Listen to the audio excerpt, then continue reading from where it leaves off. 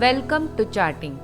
In this video, we'll learn how to create a dynamic watch list in Charting.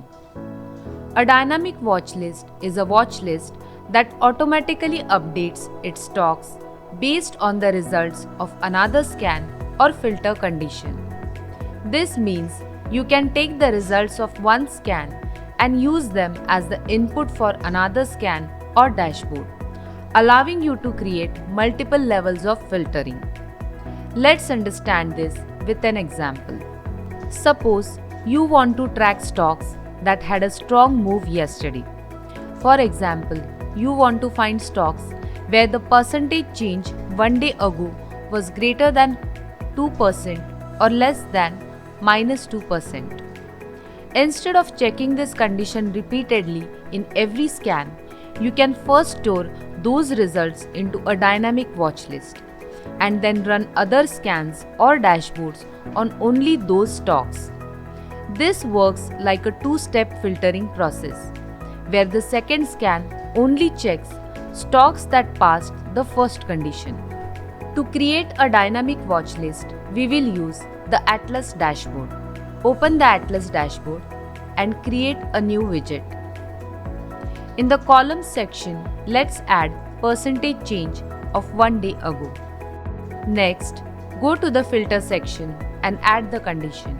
This means the scan will find stocks where yesterday's percentage change was above 2% or below -2%. Now go to the group sort section of the widget. Enable the option Save Results to Watch List. This option automatically saves the stocks that match your widget filters into a watch list. You can also control how many stocks are stored. The current default limit is 50 stocks. To change up to 1000 stocks results, you can set data per symbol to 1 and increase the number of symbols if required. You can set it up to 1000 stocks. Now save the widget. For example, you can name it Stocks with ±2% move yesterday. Once saved, this widget will continuously update the watch list based on the filter results. This makes it a dynamic watch list because the stocks inside it update automatically whenever the widget results change. After saving the widget, the watch list will appear inside your watch list dashboard. It will be saved with a name similar to Widget for Stocks with ±2% move yesterday. This watch list will update automatically whenever the widget results change. Now you can use this watch list in another scan or dashboard. For example, let's use this watch list in this scan. Go to the segment selection at the top of the scan.